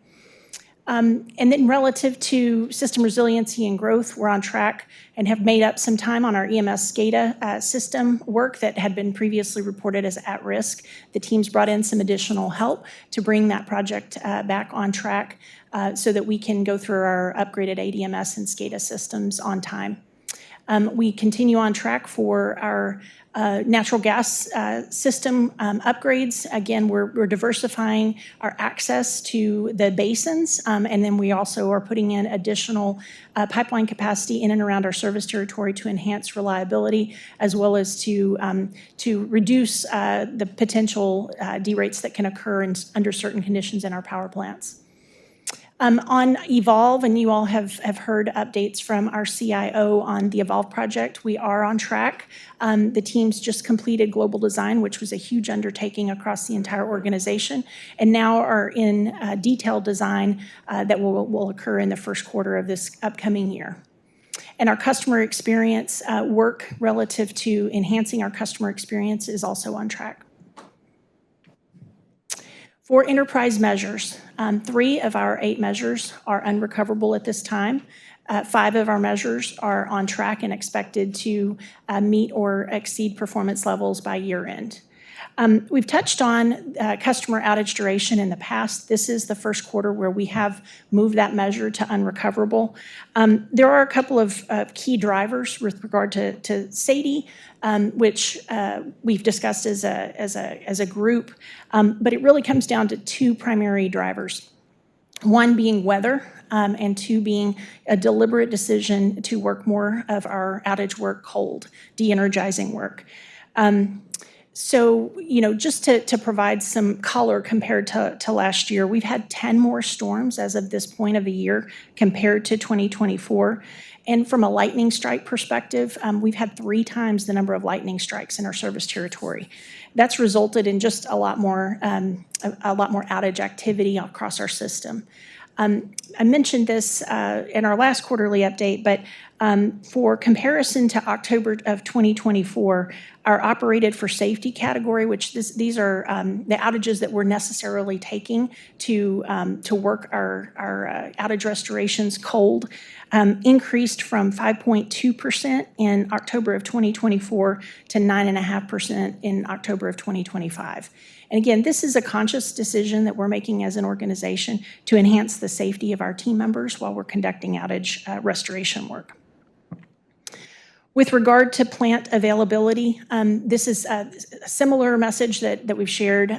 This has been unrecoverable for the last quarter. We did have outages that impacted our seasonal critical months equivalent availability factor. The primary drivers of plant availability occurred at our Summers plants. Summers 1 had a main steam issue that was discovered, which is critical to safety. And then Summers 2 had low pressure turbine blade repairs that are still underway. Spruce 2 has had a number of tube leaks, and those outages have largely come together and ultimately, resulted in higher than planned outages. As Corey mentioned in his presentation, a combination of lower wholesale market prices and availability did dampen some of our wholesale sales, but overall, we did have strong wholesale sales, which accompanied with our retail sales have brought us very close back to plan from a revenue perspective. And then lastly, our safety performance is an area that, again, is unrecoverable. We're currently, this year, we've had about 39 OSHA recordables. A couple of drivers of the safety performance, the majority of our injuries have been musculoskeletal, and so the safety team, in conjunction with our operations teams in the month of October and November, have been rolling out a comprehensive program to help with those types of injuries. We've unfortunately had one serious injury, that was an electrical contact, but the one SIF that we've had this year is notably less than we've had in years past. Additionally, we've started seeing an uptick in first aid reports in near misses, and all of that is really a focus that we're trying to push forward, creating psychological safety for our teams to report near misses and injuries before they become serious. And as I mentioned, all of the other metrics to date are on track to meet or exceed performance. And so with that, that concludes my presentation. And I know Corey and I are here if you have any questions. Before we get to questions, I know there's so many acronyms here, and you have most of them in the glossary. From slide 9, can you clarify what EPC is? Yes, ma'am. It's engineering, procurement, and construction. Okay. There's a couple that aren't in the glossary, just for people at home following along, if we can make sure they're all there. All right, we'll open it up for questions. Trustee Steen? I'd be glad for somebody else to go first. So, Mr. Kaczynski and Ms. Ball, that was an informative update, and I commend both of you for your efforts on behalf of CPS Energy. Excuse me. And just to say that the company is fortunate to have executives of your caliber. For those listening, I'll begin by reminding everyone that we're about a month and a half from the end of fiscal year 2026, which concludes January 31st, and the financial and enterprise performance briefings we've just been given are as of October 31st, 2025. Thus, we're a month and a half down the road from the information and data we're considering this afternoon. But if we could put up slide 6 entitled Account Receivables Current versus Past Due Count. The last column on the right indicates that as of October 31st, CPS Energy has 190,000, I'll repeat that number, 190,000 customers who are past due on their CPS Energy bills. And I thought of something for those listening today. Here's a visual of 190,000 people. If you can picture in your mind the Alamo Dome filled to capacity, completely sold out for a football game, it's roughly that amount of people times 3. So focusing on the bar to the left of the last column, we see that as of July 31st of this year, the number was 173,000. This, of course, means CPS Energy is going in the wrong direction to the tune of 17,000 customers. Now, please put up slide 5 entitled Account Receivables Past Due Dollars versus Average Balance Past Due. And I direct your attention to the last 2 columns that indicate in July the past due amount was $101 million. That's increased by $15 million to $116 million as of October 31st, again, going in the wrong direction. And I recall that Chief Customer Strategy Officer Deanna Hardwick told this board at our December 18th, 2023 meeting that before this surge in past due accounts began 5 or so years ago, the number of past due customers was typically around 15,000, and the past due amount 5 million. And if anybody wants to confirm that, it's 58 minutes and 30 seconds into the video of that meeting. That's what she told us. So back then, 15,000 customers. Today, 190,000 customers. Back then, past due for 5 million. Today, in arrears for 116 million. In this area of past due accounts, CPS Energy admittedly has made progress, but given the amount of time that's elapsed, it's not made sufficient progress. This intractable problem endures, and here we are on the cusp of another of CPS Energy's every 2-year rate increases. And so I ask rhetorically, how difficult is it going to be for CPS Energy to convince its customers and persuade our city council members that they should look favorably on this planned base rate increase when, according to the latest numbers, 1/5 or 20% of our residential customers are past due on their CPS Energy bills. So please put up slide 10 entitled 2026 Enterprise Measure Results as of October 31st, 2025. I brought up many times my strong objection as to how early last fiscal year these enterprise metrics were recast to reduce the number from 16 to 8 and to make achieving targets less challenging, so I'll not delve into that this afternoon. But look at where CPS is as of October 31st, that is 3 months from the end of our fiscal year. Of the 8 metrics, and Ms. Ball alluded to this, at 3, and you can see them there, average customer outage duration, or what we call SAIDI, plan availability and safety performance, have already been declared unrecoverable. And you can see that from the red boxes stacked in the next to the last column, the red ones with the word unrecoverable in them. We've consistently referred to our bundle of metrics, which again, up until last fiscal year, consisted of 16 measures, but is now whittled down to 8 as CPS Energy's report card. So bottom line, it appears that CPS overall score at best is going to be 5 out of 8, which means CPS's total grade for fiscal year 2026 will be a disappointing 63. This follows CPS Energy's report card scores of 10 out of 16 or a 63 for fiscal year 2023, a similar score for fiscal year 2024, 4 out of 8 or a 50 for fiscal year 2025, and now today, 5 out of 8 are 63 for fiscal year 2026. If these are indeed CPS Energy's report cards, the last 4 years have been subpar, to say the least, and I wouldn't be doing my duty as a trustee if I neglected to highlight this. One last point, I compared the targets that management set itself for this year, we're in fiscal year 2026, with those it set for itself for last fiscal year, that is fiscal year 2025. And just by the way, this board, I've said again and again, this board should be setting these targets as opposed to management setting targets for itself. But I was and am very disappointed that management eased up on the targets for both average customer outage duration, SAIDI. If you want to check it, it's 57.68 to 64.15, and safety performance 1.12 to 1.09, and yet still missed the targets. And in regard to these two metrics, the goalposts were moved closer, yet the team failed to score. That's not good. So finally, please put up slide 16 entitled Fiscal Year 2026 Year-to-Date Net Income Plan to Actual Walk Forward.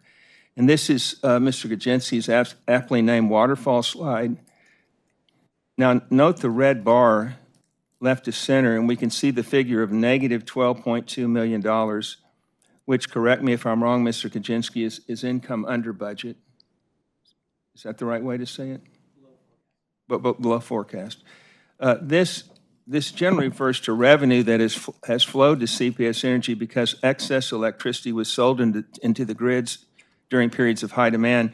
Importantly, it's money that doesn't come out of our customers' pockets. Mr. Gajinsky often refers to this as a one-time lift in revenue. It's also revenue I've been warning about because CPS Energy cannot depend on it. Last year at our December board meeting, you provided information to us that at that point in time, the red rectangle that I'm referring to was green in color, which indicated that CPS Energy during that same time frame had received $218.6 million over what was budgeted. But what has occurred this year happened before to CPS Energy. For perspective, for 3 years prior to fiscal year 2023, wholesale sales came in below forecasted revenues. And Mr. Gajinsky, I remember that you said, you used the words that this created financial stress.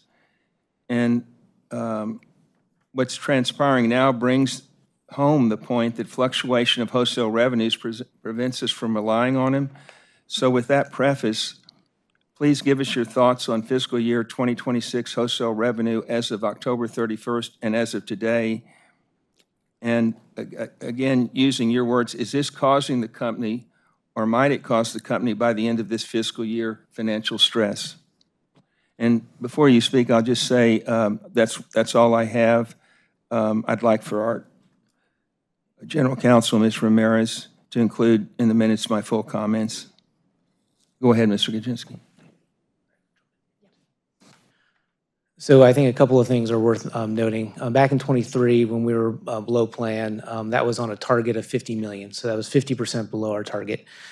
And last year, when we were over plan by 250, that was prior to considering the acquisition of those Corpus Christi and Laredo assets. So it was notable because the timing of that was pre-summer. As we fast forward into the planning for this year, you may recall when we were doing the budget at the beginning of the year, we'd acknowledged that we had additional assets, and we set a target for wholesale revenue of $336 million. So while we are below plan by $12 million at the end of the quarter, as a percentage of our forecast, it's not 50%. It's less. So I'll note that. Conceptually, though, absolutely. I think, and we mentioned this in the budget meeting when we approved this back in January, inherently there is more risk in the wholesale forecast because there is a larger target amount. And I believe it was Trustee Gonzalez who actually asked what our plans were to mitigate that. And part of what we've put in place was a strategy around locking in revenue certainty through some long-term transactions, about 2/3 of that forecast, and the remaining amount having some budget mitigations in plan And so we've executed upon those budget mitigations, 30 or 40 million, I'll have to get the number back. But we've executed upon those because of this. I will note on a go-forward basis, the last part of your question, we are seeing a closing of the gap to that negative number. So in combination with the positive results on the retail revenue, kind of the two bars to the left, I think it kind of has a netting effect. But anyways, hopefully that's helpful for your question. Just bottom line, so you're not particularly concerned about this? No, I think as we look to the end of this year, I'm not concerned for all the factors that we've discussed. Thank you. Trustee Mackey, question, comments? Trustee Gonzalez? I had a couple of questions.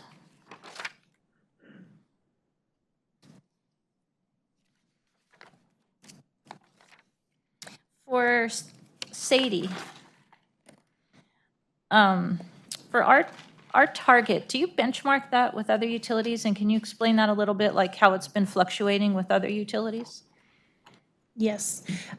We do benchmark Sadie. We benchmark a number of reliability indices with other utilities. We belong to a group called First Quartile, and we benchmark our performance across a myriad of metrics: cost, safety, reliability, with utilities across the United States. So not only other Texas utilities, but utilities in other parts of the country, both public power and investor-owned utilities. And so, as we go about benchmarking, we do look at kind of not only externally at how the industry is moving, but we also look at practices that we're undertaking internally.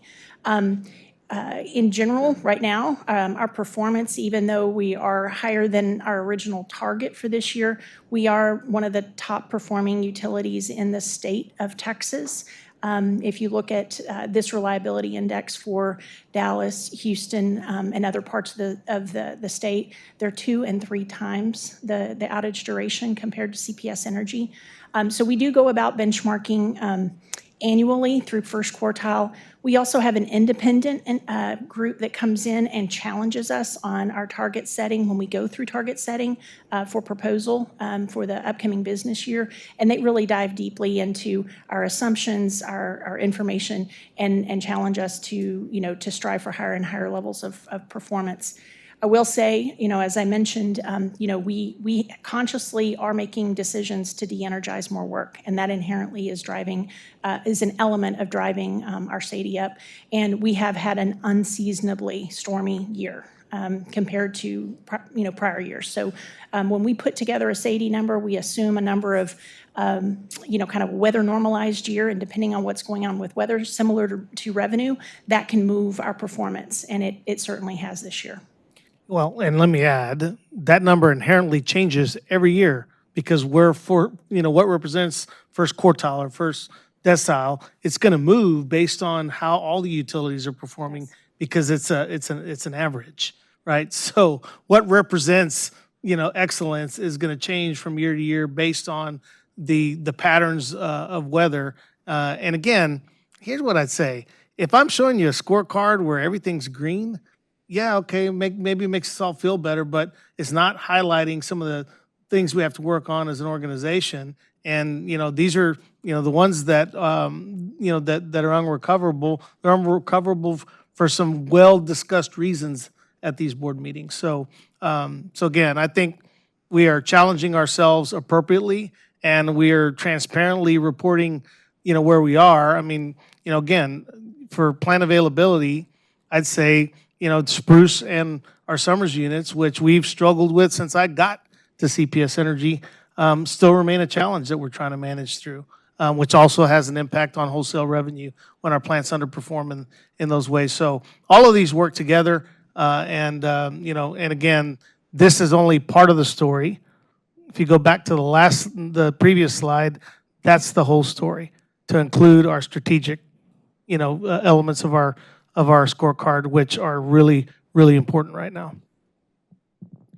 Yeah, I mean, I think these are important, not to just say, check, check, check, you did all these things, but to have us have a conversation about why things are unrecoverable. I know we've talked about this before, that you could you could lower the SAIDI, but you would endanger the safety performance, right? So that would be even worse if you did that. And, I think that the difference between the target and where we will end up for SAIDI is 17 minutes. So 17 minutes compared to preventing a fatality, I don't think anybody would have an issue with that. But I also wanted to ask about gas leak repairs. So it seems like looking at all this as a whole, that increased gas leak repairs are costing us more money, but we're taking care of them. We're not leaving them. But can you just explain a little bit of what's happening and why they are costing us more and more? Yeah, I'm going to ask Richard to come up and share some recent changes. Yeah, so if you remember, one of the metrics is making sure that we clear out all the gas leaks by the end of the year. So we are doing that, and that's just costing more money.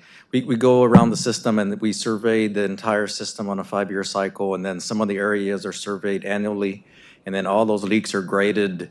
Some of the ones that, after Winter Storm Uri, through the report, they were saying, hey, the minor leaks, you're leaving them out too long, so now we're clearing all those out. So that's accounting for the increase. Okay, so it's not that the infrastructure is failing. We're repairing more. Okay. All right. I think I asked this question last time too, but I like to keep hearing the answer. Okay. All right. This was an item for discussion only, so we are done with that. Thank you so much for all the work on this. And Ms. Ramirez, will you please take us into executive session? Yes, ma'am. At this time, the board is going to recess into an executive session. I was going to ask the chairwoman.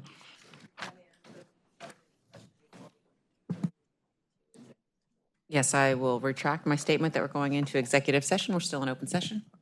I don't know if I have, okay.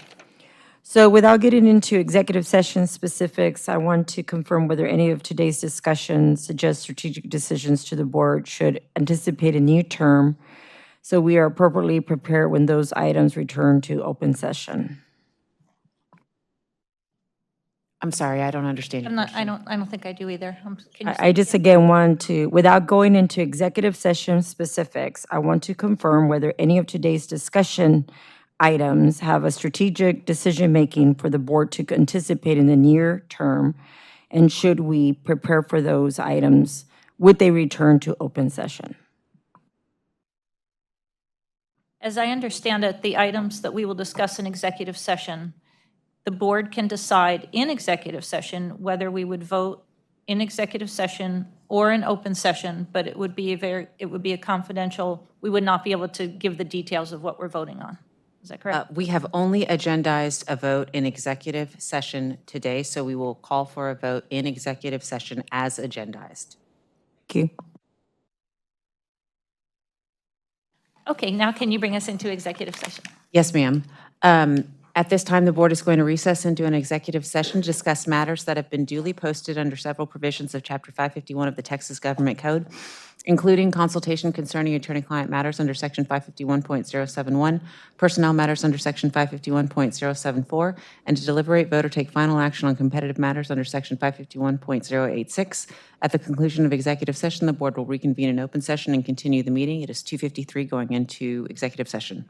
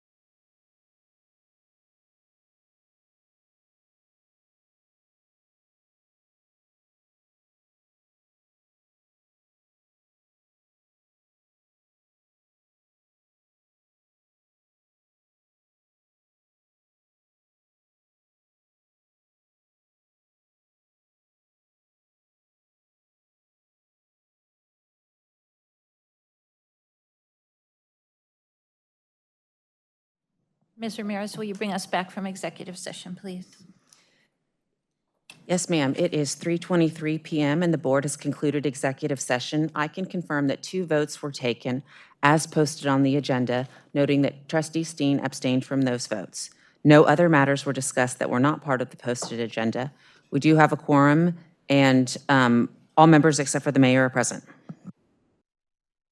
Okay, yes. Vote, but also I did not participate in the discussion. Thank you for the clarification. Trustee Steen was neither there for the discussion or the vote. All right, Ms. Ramirez, do we have any action items from this meeting then? But he was there at the committee meeting and had access to that information. That's a concern. I think this is outside the discussion that's ready for open session, but happy to have the discussion. That's incorrect. Ms. Ramirez, can you go over any action items from this meeting? Yes, ma'am. I had a number of action items today, along with what I'm just going to call this a reminder rather than an action item. A reminder for management to please include all abbreviations that are in any presentation in the glossary going forward. I had 3 action items. From Trustee Gonzalez, I had a request to distribute the schedule for stakeholder communication engagement on the Gen Plan refresh as soon as it's available. From Trustee Steen on agenda item 8, I had a request to please include his comments in the board meeting minutes for today. And the third is from Trustee Steen on agenda item 9 to please include his comments in the board meeting minutes for today. That's it. All right, do we have a motion to adjourn? I will second that. All in favor of adjournment? We are adjourned and have a happy holiday. Hold on. Dr. Maggie, Dr. Maggie.